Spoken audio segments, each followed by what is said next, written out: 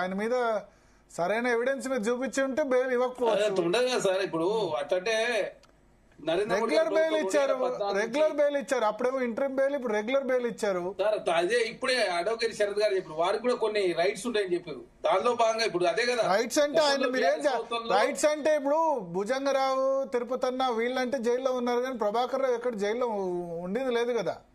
2 వారాల పాటు కష్టంలో ఉన్నారు. ఆ కష్టంలో 2 వారాలు అంతే, జైల్లో లేరు, కష్టంలో మాత్రం ఉన్నారు. ఆ సమయంలో కష్టంలో 2 వారాల పాటు ఉన్నారు. అదే కాకుండా ఇక్కడ వారికి కూడా కొన్ని రకాల ప్రత్యేకమైనటువంటి రాజ్యాంగంలో హక్కులు కాబట్టి దానిలో భాగంగా సుప్రీంకోర్టు బెయిల్ మంజూరు చేసింది. అదే కాకుండా ఈ కేసు చివరి దశ జరిగింది కాబట్టి బెయిల్ మంజూరు చేస్తుందని చెప్పేసి సుప్రీంకోర్టు ప్రకటించింది. అదే కాకుండా మీరు చూస్తా ఉన్నారు దేశంలో ఇప్పుడు చాలా కేసులు 2014 నుంచి 2026 వరకు దాదాపు 7,702 కేసులు ఉన్నాయి పెండింగ్, ఈడీ సిబిఐ సంబంధించి కేసులు.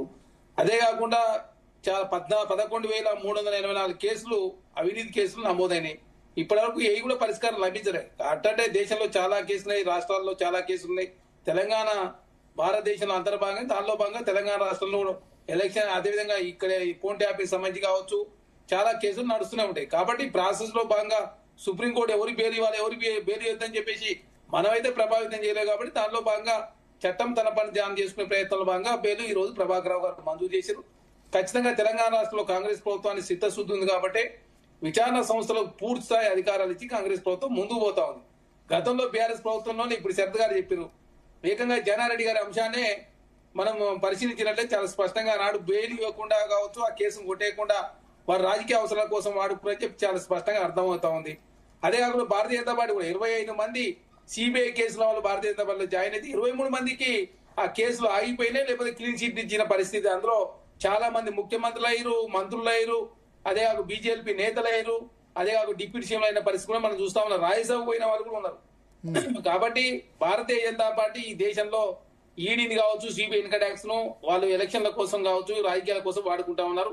తెలంగాణ రాష్ట్ర కాంగ్రెస్ ప్రభుత్వానికి అట్లాంటి ఉద్దేశం లేదు. సిట్టుకు పూర్తిస్థాయి అధికారాలు ఇచ్చి సిట్టు విచారణ చేస్తాం, దానిలో ప్రభుత్వ జోక్యం లేదనేది చాలా స్పష్టంగా తెలంగాణ సమాజానికి అర్థమైంది. దానిలో భాగంగా కాంగ్రెస్ ప్రభుత్వం ముందుకు పోతా ఉంది.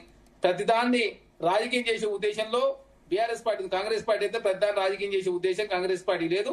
చట్టం తన పని దానం చేసుకునే ప్రయత్నాల భాగంగా ఖచ్చితంగా ఎవరైతే దోషులుంటారో నిజమైన దోషులకు శిక్ష పడాలి. అదే కాకుండా దాన్ని రాజకీయం కోసం వాడుకునే ఉద్దేశం అయితే కాంగ్రెస్ పార్టీకి లేదు. దానిలో భాగంగా ఈ రోజు సుప్రీంకోర్టు వారికి ప్రభాకర్ రావు గారు బెయిల్ ఇచ్చారు.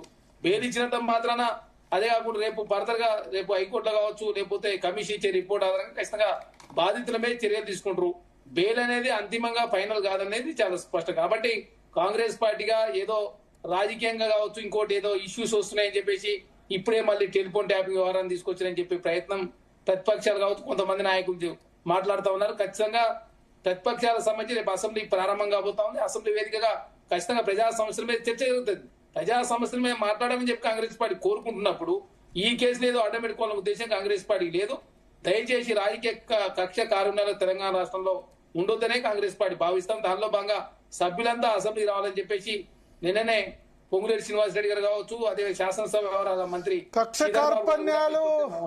కార్పణ్యాలు లేవు కానీ మరి ఎన్నికల సమయంలో దూకుడు ఉంటది, ఆ తర్వాత సైలెంట్ అయిపోతారు సార్. ఇప్పుడు మేము ఇదే చెప్పినాం, ఎన్నికల సందర్భంలో దూకుడు ఉందంటే ఇప్పుడు సీటుకు సంబంధించినటువంటి వాళ్ళు ఎవరి మీద చర్యలు తీసుకోవాలి, ఎవరు నోటీస్ అని చెప్పేసి ఇదేమన్నా డైనింగ్ టేబుల్ మీద కూర్చొని నిర్ణయాలు తీసుకుంటేమో కాంగ్రెస్ పార్టీలో వాళ్ళు ఆనాడు ఫామ్ హౌస్ లో కూర్చొని డైనింగ్ టేబుల్ లో కూర్చొని వీళ్ళు అరెస్ట్ చేయండి, వాళ్ళని అరెస్ట్ చేయండి, అదే వీళ్ళ మీద కేసులు పెట్టండి, వాళ్ళ మీద కేసులు పెట్టని చెప్పేసి ఆనాడు బీఆర్ఎస్ ప్రభుత్వంలో జరిగినాయి. అదే కాకుండా వాళ్ళు వేసేసారు, ఎన్ని సీట్లు వేసేసారు, ఒక్క సీట్ అనేది తెలిసిన వాళ్ళు. మేమైతే గోష్ఠి కమిషన్ సంబంధించి రిపోర్ట్ ఇచ్చిన తర్వాత వాళ్ళు హైకోర్టు పోయారు. తర్వాత అదేవిధంగా డ్యామ్ సేఫ్టీ అథారిటీ ఇచ్చిన రిపోర్ట్ మీద సిబిఐ విచారణ చేయాలని చెప్పేసి నిండు అసెంబ్లీ సాక్షిగా అదేవిధంగా సభ్యుల సలహా సూచన మేరకు సిబిఐ విచారణ చేయాలని చెప్పి కోరినాం. 45 గంటల్లో కేసు బుక్ చేపిస్తానని చెప్పిన భారతీయ జనతా పార్టీ ఇప్పుడు కేసే బుక్ చేపలే.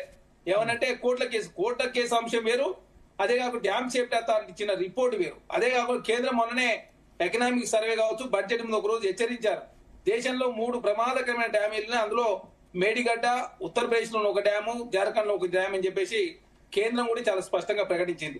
అయినా కూడా భారతీయ జనతా పార్టీ కేంద్ర ప్రభుత్వం 45 గంటల్లో కేసు బుక్ చేస్తా అని చెప్పేసి ఇప్పటి వరకు చర్యలు తీసుకునే పరిస్థితి కూడా మనం చూస్తా ఉన్నాం. కాబట్టి Bharatiya Janata party BRS party గతంలో రాజకీయాల కోసం కేసులు వాడుకున్నారు కాబట్టి వాళ్ళకి ఆడుకున్నారు కాబట్టి కాంగ్రెస్ పార్టీ కూడా వాడుకుంటుందని చెప్పేసి ఏదైతే కాంగ్రెస్ పార్టీకి ఆపాదించే ప్రయత్నం దయచేసి మానుకోవాలా.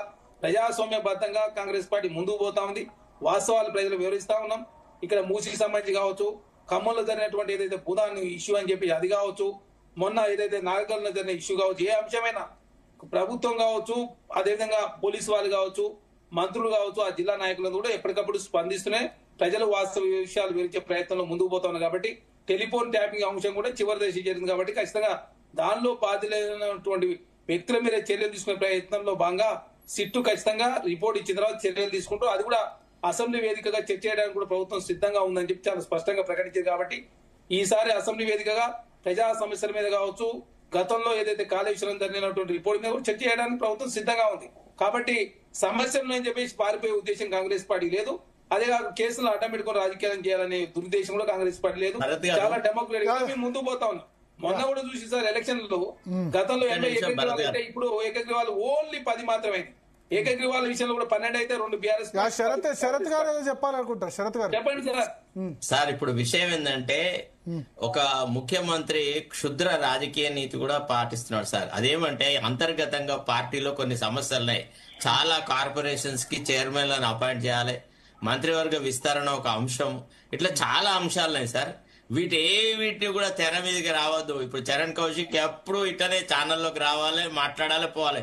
ఆయనకు కార్పొరేషన్ పదవి నేను అనుకుంటా ఈ టర్మ్ లో దొరుకుతుందన్న గ్యారంటీ లేదు. సో ఇట్లాంటి ఆశావాదులు ఎవరు కూడా పార్టీలో ఏ పోస్టుకు నాకు అర్హత ఉంది, నేను పార్టీకి సేవ చేస్తున్నా, సేవ మాకెన్నడూ అట్లాంటి టాపిక్ రాకుండా సార్ ఎప్పుడు ఒక అంశాన్ని తెర మీదకి తీసుకోవచ్చుడు బొల్పుడు సార్.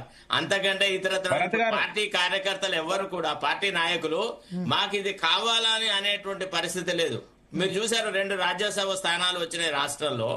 వస్తే 2 ఒకటేమో వేం నరేందర్ రెడ్డికి ఇచ్చినాడు. ఆయనకి మరి పదవి లేదా? ఆయన ఆల్రెడీ ముఖ్యమంత్రి సలహాదారుడు, కేబినెట్ హోదా కలిగి ఉన్నాయి, అన్ని పొజిషన్స్ లో.